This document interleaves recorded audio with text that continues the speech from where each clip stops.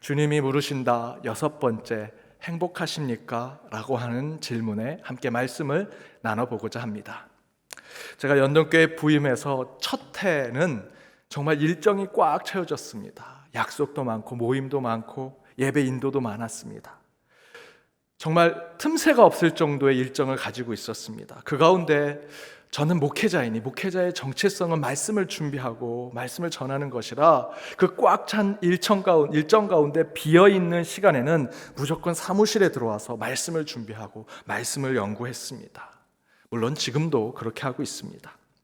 정말 나름 열심히 성경을 분석하고 해석하고 묵상하면서 설교 말씀을 준비하고 설교를 전했습니다. 그리고 나서 다음 밑에 내려와 성도님들을 만나 설교의 얘기를 나누곤 합니다. 그러면 성도님들께서 제 설교에 대해서 목사님 은혜 받았습니다, 너무 좋았습니다 라고 격려해 주십니다. 그럼 제가 묻습니다. 권사님, 집사님, 어느 부분이 은혜로웠습니까? 어떤 말씀이 그렇게 좋았습니까? 라고 제가 묻죠. 그럼 많은 성도님들이 이렇게 답하십니다. 목사님이 미소를 지면서 하는 말씀이 좋았습니다. 웃으면서 말씀을 전하는 것이 은혜로웠습니다 라고 얘기하십니다. 그럼 제가 다시 묻습니다. 제가 그렇게 웃으면서 미소를 지면서 하는 어느 부분의 내용이 그렇게 좋았습니까? 그러면 그때부터 당황하기 시작하십니다.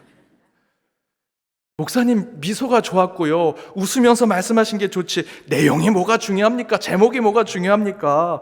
말씀 듣고 행복하면 됐지요 라고 얘기하십니다. 여러분, 오늘 말씀 제목 뭡니까? 행복하십니까? 다음 주에 제가 여쭤보겠습니다.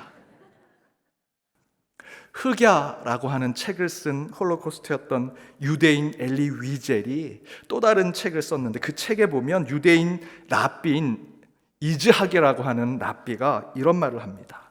미소는 설교보다 더 큰 뜻을 내포하고 있다. 미소는 설교보다 더 큰 가치를 가지고 있다. 한 번 짓는 진실한 미소는 100마디 설교의 구호와 교리보다 더 큰 가치, 더 큰 영적인 의미를 줄 때가 있다라는 것입니다.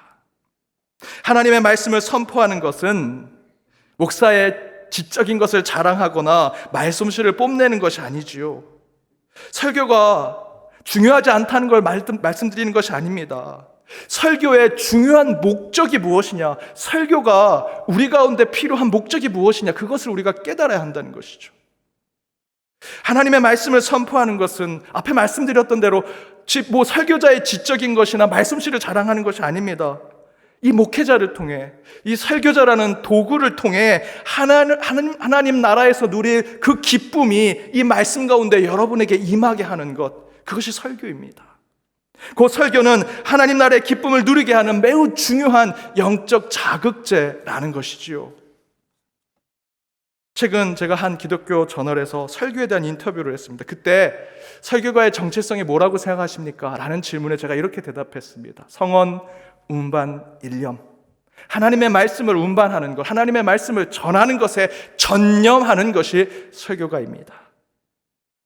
설교의 목적은 설교가의 입술, 설교가의 말솜씨, 외모, 실력, 스펙 이런 거 드러내려고 제가 설교하는 것 아니죠. 그런 것은 다 사라져야 합니다.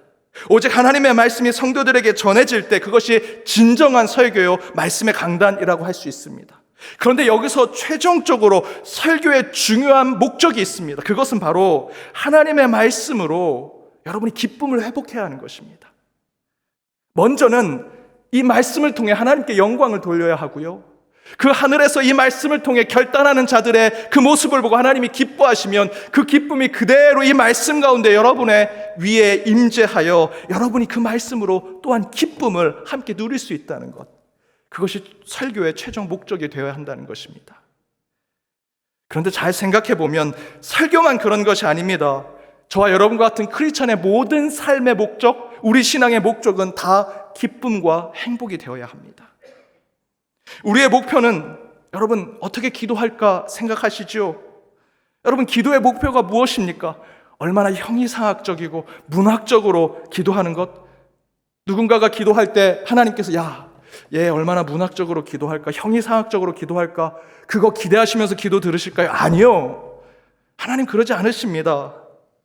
기도의 중요한 것은 기도로 얼마나 천국의 기쁨을 맛보고 있느냐라는 것을 하나님은 듣기를 원하십니다. 이 성도가, 이 자녀가 지금 이 천상의 언어로 기도하는구나. 그 언어에는 세상의 문학적이고 철학적이고 지적인 것을 요구하는 것이 아니지요. 천상의 말만 할 수 있다면, 그 기쁨을 내가 기도로 표현할 수만 있다면 하나님 마음에 드는 기도를 하게 되는 것입니다. 찬양은 어떻습니까? 찬양의 목적은 우리의 입술과 악기와 온 마음으로 하나님을 기쁘시게 하는 것이죠. 그 동시에 우리도 하나님의 기쁨에 동참하여 그 찬양 중에 하나님이 주신 희락과 평강을 표현하는 것이 찬양의 목적입니다. 그런데 안타깝게도 우리 연동교회는요, 다들 하나님이 앉아 계십니다. 찬양하면 한번 찬양해봐라, 얼마나 잘하나 내가 들어볼게. 여러분 그러지 않으십니까? 왜 하나님으로 앉아 계십니까? 우리가 찬양할 때 하나님도 기뻐 뛰며, 그래 너희들이 이렇게 내게 영광을 돌리는구나, 행복해 하시고 기뻐하시는데 왜 우리가 그 제우스 신처럼 그렇게 찬양할 때 곳곳이 서 있습니까? 찬양을 부르면 하나님과 같이 기뻐하고 즐거워하고 행복해하는 것이 저와 여러분의 신앙이 되어야 합니다. 그게 찬양의 목적이지요. 정확하게 신앙의 목적은 하나님을 기쁘게 해드리는 것, 동시에 그 신앙과 믿음으로 우리가 누릴 희락과 평강, 기쁨과 감사가 드러나는 것, 그것이 신앙의 목적이 되어야 합니다. 그래서 오늘 시편의 본문에서 우리가 자유를 얻고 해방을 얻은 후에 얻은 것은 세상에 어떤 걱정과 근심도 없이 잠에 들어 꿈꾸는 아이와 같다고 시편 기자는 얘기합니다. 얼마나 행복하겠습니까? 아무 위협도 없고 아무 어려움도 없이 그저 부모가 누인 그 침대에서 편안하게 잠을 자는데 행복한 꿈까지 꾸는 것. 여러분, 그것이 우리 신앙의 목적이 되어야 합니다. 시편 기자는 오늘 본문에서 이렇게 얘기합니다. 1절과 2절 함께 읽어보겠습니다. 여호와께서 시온의 포로를 돌려 보내실 때에 우리는 꿈꾸는 것 같았도다. 그때 우리 입에는 웃음이 가득하고 우리 혀에는 찬양이 찼었도다. 그때에 문나라 가운데서 말하기를 여호와께서 그들을 위하여 큰 일을 행하셨다 하였도다. 시온의 포로를 돌려 보내셨다. 즉 바벨론으로부터 억압을 받고 살아갔을 때 하나님께서 자유와 해방을 주셔서 해방을 얻게 되었다. 곧 지금의 우리의 상황대로 얘기하면 타락된 사단이 지배한 이 세상 속에서 예수 그리스도를 인격적으로 만나 이제 덤으로 사는 인생, 구원받은 인생, 믿음으로 그 천상을 향해 나아가는 삶이 되었다라는 것에 저희는 진정한 자유와 해방을 누리면서 그 가운데 기뻐하고 행복하는 것이 우리의 신앙의 삶이 되어야 한다는 것이죠. 그것을 시편 기자는 2절에 이렇게 표현합니다. 그때 우리의 입에는 웃음이 가득하고 우리의 입술은 찬양을 충만하게 부르게 되더라. 그것이 저와 여러분의 신앙의 목적이 되어야 합니다. 따라서 어떤 상황이든 저와 여러분 또 교회가 보여줘야 하는 것은 바로 이와 같이 기쁨과 행복을 세상에 드러내는 것, 그것이 신앙의 모습이 되어야 합니다.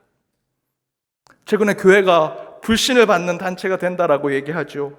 다시 교회가 신뢰를 회복해야 합니다. 어떤 방법으로 할까요? 다른 것 없습니다. 교회 안에 웃음소리가 차고 넘치면 다시 회복될 것입니다. 교회 안에 찬양이 울려 퍼지고 교회 안에 우리 아이들이 떠들고 놀고 기뻐하고 부모님과 함께 소리를 지르면서 행복한 그 목소리로 곳곳에 찬양을 부르고 노래를 부르면요, 일부러 저희들이 가서 전도지 안 줘도 교회가 부흥이 될 것이고 신뢰를 회복할 것이고 다시 하나님께서 이 교회를 세워주시리라 저는 믿습니다. C.S. 루이스를 우리는 기독교 변증가로 알고 있죠. 교리를 어떻게 하든 논리적으로 철학적으로 설명해서 많은 사람들에게 그 기독교의 교리를 깨닫게 하는, 그런데 이 C.S. 루이스를 기독교 변증가뿐만 아니라 완전하고 영원한 기쁨의 신앙의 목적을 추구하는 신학자로 해석한 책이 있습니다. 헤아려 본 기쁨이란 책인데요, 이 책에 C.S. 루이스는 이런 얘기를 합니다. 하나님은 영원한 즐거움의 근원이십니다. 그런 즐거움은 그 자체가 작은 신현, 즉 하나님의 나타나심입니다. 그리고 그 순간 자체가 하나님을 향한 경배입니다.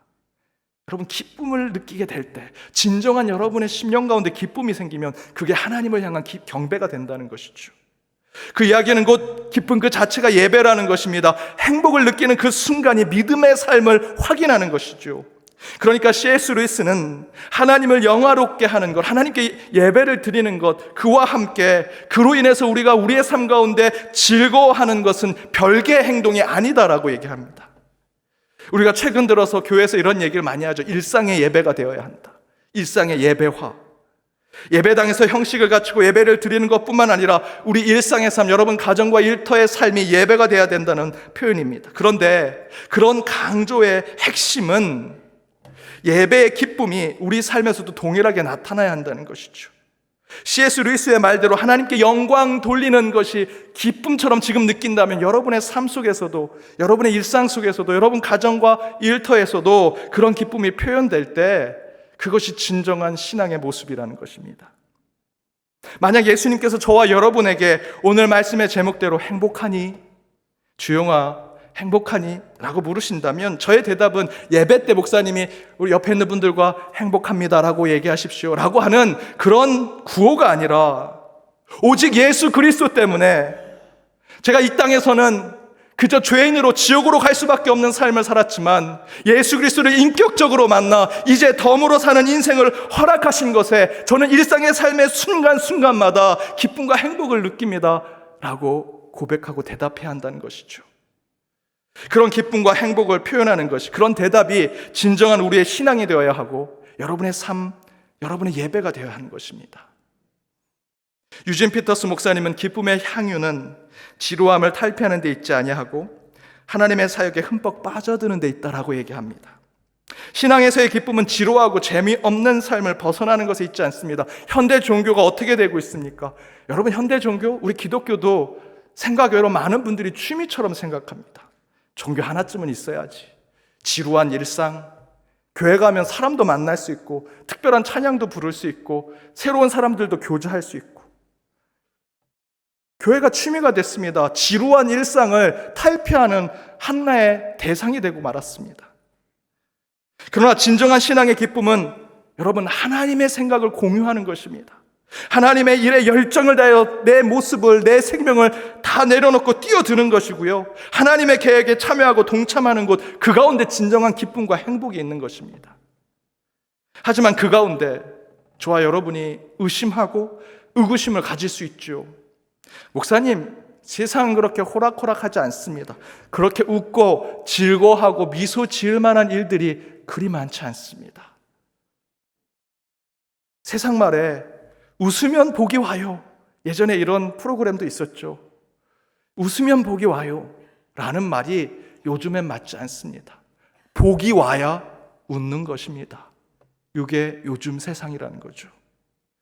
합격해야 웃는 것이고요, 취직하고 진학해야 기뻐하는 것이고, 성공하고 손에 물질 좀 가지고 있어야 즐거워할 수 있다는 것입니다. 이게 세상이라는 것이죠. 그냥 행복하고 그냥 웃고 그냥 기뻐할 수 없는 것이 세상이라는 것입니다.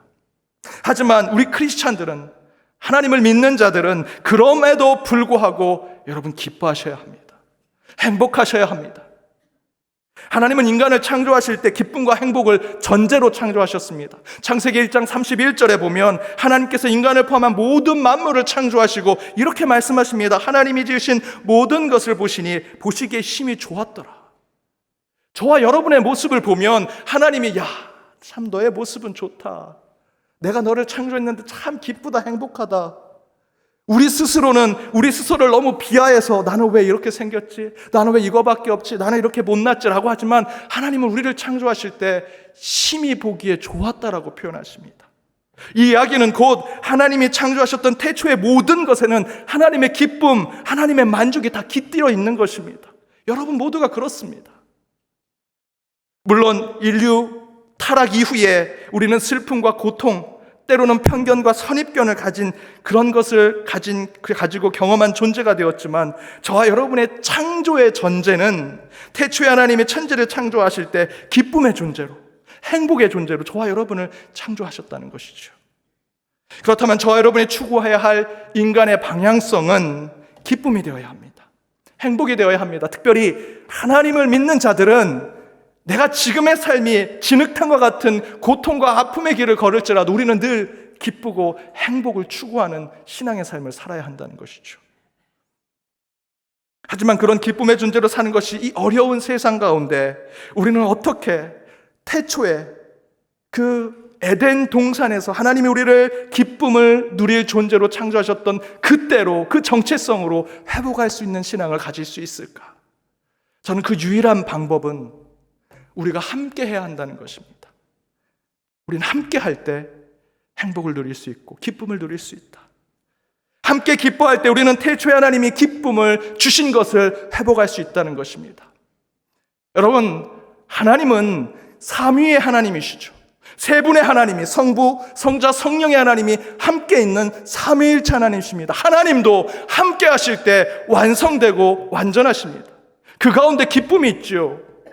저와 여러분도 그 삼위의 하나님으로를 통해 형상을 받은 자들입니다. 그렇다면 우리가 기뻐하고 행복할 수 있는 것은 나 혼자로 가능한 것이 아닙니다. 함께 해야 합니다. 같이 해야 합니다. 사랑하는 여러분, 함께하고 함께 나누고 서로를 인정하고 서로 사랑할 때 진정한 기쁨이 저와 여러분의 삶, 우리 연동교회 위에 회복되게 되리라 저는 믿습니다. 빌립보서 4장의 말씀에 그렇게 증거합니다. 함께 읽어보겠습니다. 주 안에서 항상 기뻐하라.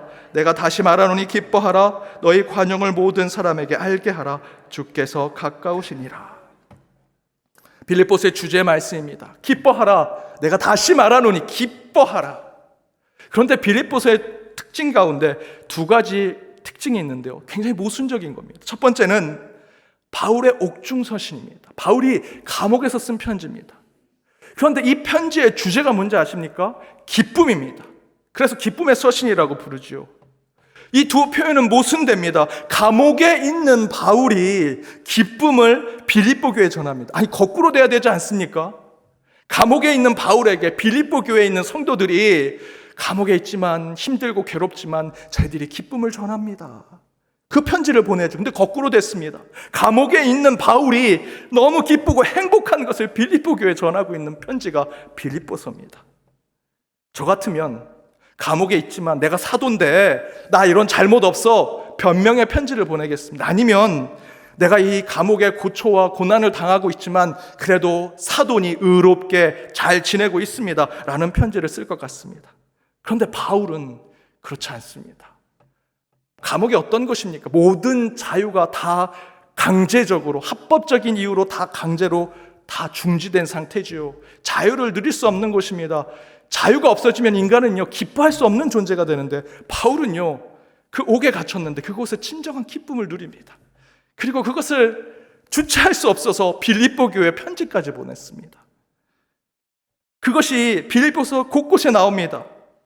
먼저는 그 앞부분에 이렇게 기록합니다. 빌립보서 1장 3절에서 4절 함께 읽어보겠습니다. 내가 너희를 생각할 때마다 나의 하나님께 감사하며 간구할 때마다 너희 무리를 위하여 기쁨으로 항상 간구함은.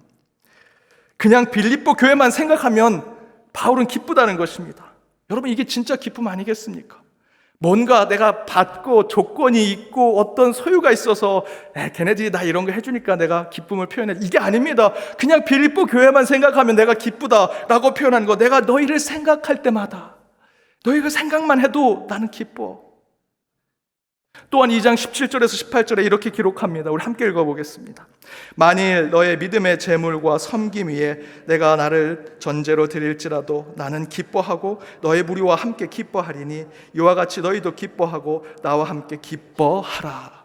뭐 이렇게 기쁨을 여러 번 표현했을까요? 앞부분에 뭐라고 얘기합니까? 너의 믿음의 재물과 섬김 위에 내가 나를 전제로 드릴지라도. 무슨 얘기입니까? 바울은 빌립보 교회들이 그 안에 제사를 드리고 제물을 드리는데 그 위에 나도 제물로 던져라. 그럴지라도 기뻐하고 또 기뻐하고 또 기뻐하고 기쁨을 4번이나 표현하고 있습니다. 빌립보 교회 생각만 해도 기쁘고요. 너희들이 하나님께 제물을 드리는데 그 제물 가운데 나 또한 제물이 되어서 너희를 위한 것이라면 나도 희생하고 헌신하고 수고하고 내 생명을 내어놓고서라도 내가 그 제물이 되더라도 나는 기쁘다. 너희와 함께 기쁘고 또 기쁘고 또 기쁘다. 4번 얘기하고 있습니다. 여러분, 이것이 진짜 영적인 기쁨 아니겠습니까? 그리고 마지막에 바울은 갇힌 자임에도 불구하고 빌립보서 곳곳에 기쁨을 선포하면서 마지막 저희들이 앞에서 함께 읽었던 그 본문의 말씀을 합니다. 다시 한번 읽어보겠습니다. 주 안에서 항상 기뻐하라. 내가 다시 말하노니 기뻐하라. 너의 관용을 모든 사람에게 알게 하라. 주께서 가까우시니라. 관용이 무슨 표현입니까? 서로를 용납하는 것. 저 사람은 나랑 색깔이 틀려, 코드가 틀려, 나랑 다른 사람이야 라고 하는 사람을 품어 안는 것이 관용이죠. 빌립보서 4장 4절은요, 이 빌립보서의 주제와 같은 말씀입니다. 기뻐하라. 내가 다시 말하노니 기뻐하라. 기쁨을 강조하죠. 그것에 대해서 바로 뭐라고 얘기합니까? 관용의 마음을 가져서 기뻐하라는 것입니다. 함께 할 때, 나랑 다르지만, 나랑 조금 다른 색깔을 가지고 있지만 우리가 함께 할 때 진정한 기쁨을 누릴 수 있음을 이야기하는 말씀입니다. 그렇다면 바울이 갇힌 자 되어 감옥에서 빌립보 교회에 기쁨의 서신을 보낸 진정한 영적인 메시지는 무엇이겠습니까? 바울이 나 긍정주의자야, 그러니까 뭐든 있어도, 감옥에 있어도 난 그냥 기뻐, 문제 없어 라고 하는 것이 아니죠. 바울이 빌립보서를 통해 갇힌 자였지만 그럼에도 불구하고 기쁘고 행복하다라고 말하는 것은 바울과 빌립보 교회가 서로 연결되어 있다는 것입니다. 함께하고 있다는 것이죠. 주 안에 우리는 떨어져 있으나, 감옥으로 큰 장벽으로 우리는 떨어져 있으나 주 안에, 성령 안에 우리는 하나다. 그 가운데 우리 가운데 기쁨이 있는 것이다 라는 것을 전하는 것이 빌립보서의 말씀입니다. 나는 갇혔지만 빌립보 교회는 내게 연보를 모아서 보내주고요, 중보기도 해줬습니다. 바울은 그에 대해서 빌립보 교회의 사랑과 은혜를 전하고 눈물로 편지를 보내고 디모데를 파송하고, 또한 바울도 빌립보 교회를 위해서 중보기도 합니다. 그런 모습 속에서 바울은 진정한 천상의 기쁨, 하늘의 행복이 무엇인지를 이 빌립보서의 서신을 통해서 보여주지요. 그래서 이 빌립보서가 옥중 서심에도 불구하고 기쁨의 서신인 이유가 바로 그것입니다. 이런 모습이 우리 교회에도 있죠. 교회 안에 어떤 행사를 진행하려고 위원회를 만들어서 10명의 실행위원을 만들었습니다. 그리고 장로님이 보고하러 오셨으니까, 장로님 어떻게 됐습니까? 어떤 의견이 나왔습니까? 예, 10명의 실행위원이 나왔는데 10개의 의견이 나왔습니다. 한 사람이 하나씩 의견을 다 내는 거죠. 이게 교회 아니겠습니까?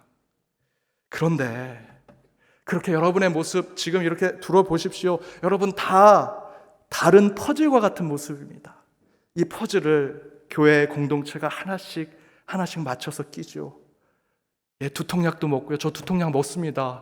여러분 퍼즐처럼 생긴 거 하나하나 챙기고 맞추느냐? 하지만 그렇게 때로는 약도 먹고 때로는 쉬기도 하고, 하지만 그 퍼즐을 하나하나 맞춰서 마지막 퍼즐을 맞추고 아름다운 그림을 완성할 때가 되면 그때처럼 기쁠 때가 없습니다. 교회 공동체 안에서 안 될 것 같은 이 그림이, 이 퍼즐이 하나하나 맞춰져서 마지막 퍼즐을 맞추게 되면 그 교회 안에서는 그만한 기쁨과 행복이 없는 것이죠. 저는 이게 교회 공동체랑 똑같다고 생각합니다. 사랑하는 여러분, 코로나로 저와 여러분은 바울처럼 갇힌 자가 되었습니다. 그렇죠? 창살만 없을 뿐입니다. 갇힌 자가 되었습니다. 하지만 이제 우리는 다시 이 코로나 시대 새로운 제2의 빌립보서를 써는 연동교회와 저 여러분이 되어야 할 것입니다. 기뻐할 수 없는 갇힌 자이지만 늘 성령과 함께하고 멀리 있으나 항상 마음으로 하나 된 빌립보 교인들을 마음에 품고 하늘의 기쁨을 나눴던 그 바울처럼 저와 여러분도 그 천상의 기쁨을 나누는 자들이 되어야 할 것입니다. 이제 저와 여러분이 살아가는 삶, 코로나 때문에 우리가 갇힌 자의 삶을 살지만 이제 저와 여러분이 기쁨을 표현하는 제2의 빌립보서를 쓰는 자들이 되어야 할 것입니다. 여러분 행복하십니까? 예, 행복합니다. 주님 때문에, 연동교회 때문에, 지금 이 예배 드리는 내 옆자리에 있는 신앙의 동료 때문에 저는 행복합니다 라고 주님 앞에 고백하는 기쁨의 크리스찬들이 되는 저와 여러분이 되기를 주님의 이름으로 축복합니다.